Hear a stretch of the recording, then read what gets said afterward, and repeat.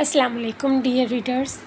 उम्मीद है आप सब बखैर आफ़ियत होंगे and welcome to my YouTube channel HSO library Hina Shahid official. मैं हूं आपकी होस्ट फ़ातिमा शाहिद और आज मैं आपके लिए हसरत नावल का लास्ट पार्ट लेकर हाज़िर हुई हूं।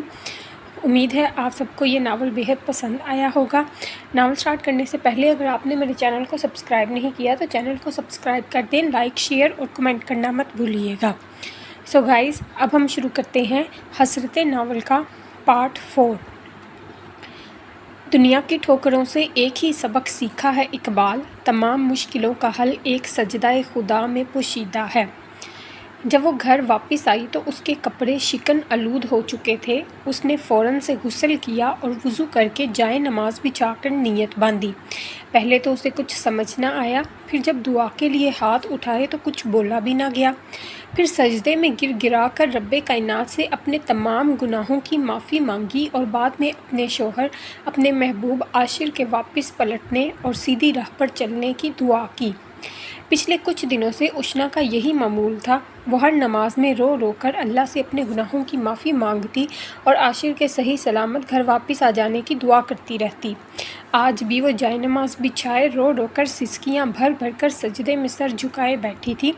जब वो थके हारे नदामत के बोझ से भारी कदमों के साथ कमरे में दाखिल हुआ तो उसे यूँ सजदा रेज़ देख कर आशिर की आंखों में आंसू उमड़ आए, जिन पर ज़ब्त रखते हुए उसने इन आंसुओं को अपनी आंखों में ही दबा कर रखा और उष्णा का नाम बेसाख्ता पुकारा। उष्णा। वो वहीं उष्णा के करीब घुटनों के बल बैठ गया और उसके लरजते कांपते वजूद को अपने आहनी बाजुओं के हिसार में समेटने की कोशिश की। आशिर की आवाज़ सुनकर वो चौंक गई और यकदम ही अपना सर उठाकर आशिर की तरफ देखा। आप वापस आ गए। आशिर को यूं अपने सामने देखकर वो बुखलाहट का शिकार हो गई। उसने फ़ौरन से अपने आंसू पोंछे और मुस्कुराते हुए आशिर के बिल्कुल सामने बैठ गई। मुझे माफ़ कर दो उष्णा, मैंने तुम्हारे साथ बहुत ज़्यादती की है। नदामत से अपने सर को झुकाते हुए आशिर ने हाथ जोड़कर उष्णा से माफ़ी मांगी तो उसने फ़ौरन से अपने नाज़नी हाथों से उसके जोड़े हुए आहनी हाथों को थाम लिया और झट से बोली, ये अल्लाह ताला की तरफ से हम दोनों पर आजमाइश थी। हमें तो खुदा का शुक्र अदा करना चाहिए, उसने हमें बहुत बड़े नुकसान से बचा लिया है। वो मुस्कुराते हुए बोली तो उसकी सुरमई आंखें मोतियों की तरह चमकने लगीं। क्या तुमने मुझे माफ़ कर दिया है? उसका अंदाज़ सवालिया था और लहजा ताज्जुब अमीज़।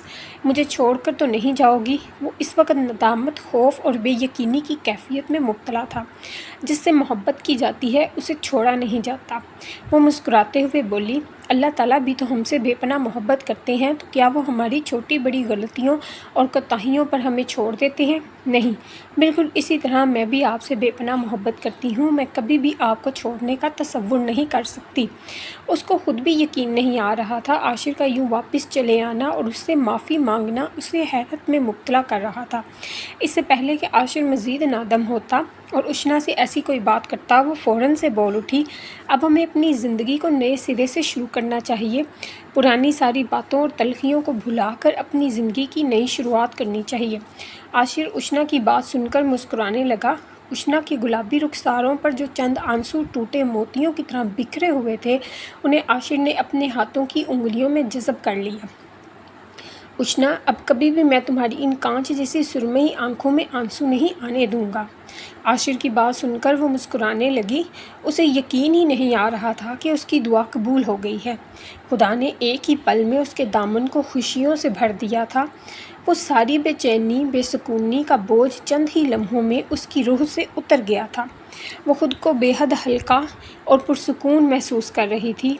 आज उसे एहसास हुआ था कि इंसान को अपनी औकात से बढ़कर मादियत परस्ती का मुजाहरा करते हुए किसी भी ऐसी चीज़ की ख्वाहिश नहीं करनी चाहिए जो उसके लिए नुकसानदेह साबित हो।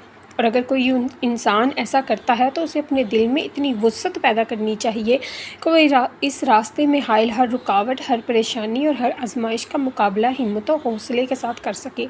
क्योंकि जहाँ पर इंसान की अक्ल काम करना छोड़ देती है, वहीं वो ज़ात जो तमाम मखलूक़ात का खालिक है, वो उस इंसान के लिए कोई ना कोई वसीला बना देती है। لہٰذا ہمیں بھی جھک کر اللہ تعالیٰ کے سامنے گڑ گڑا کر معافی مانگنی چاہیے، کیونکہ اگر وہ قہار و جبار ہے تو وہیں وہ رحیم و کریم بھی ہے۔ جو ہمیں کوئی نہیں دے سکتا، وہ ہمیں بس خدا کی ذات ہی نواز سکتی ہے۔ وہ ایک سجدہ جسے تو گراں سمجھتا ہے، وہ ایک سجدہ جسے تو گراں سمجھتا ہے، ہزار سجدوں سے دیتا ہے آدمی کو نجات۔ سو گائز، حسرت ناول کا پارٹ 4 جو کہ آخری پارٹ تھا، یہاں پہ یہ حسرت ناول اختتام پذیر ہو چکا ہے۔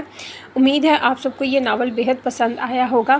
کمنٹ سیکشن میں اپنے کمنٹس کا اظہار لازمی کیجیے گا۔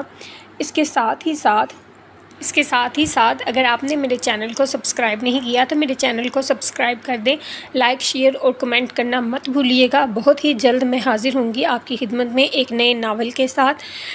اپنا بہت زیادہ خیال رکھیے گا۔ اللہ حافظ۔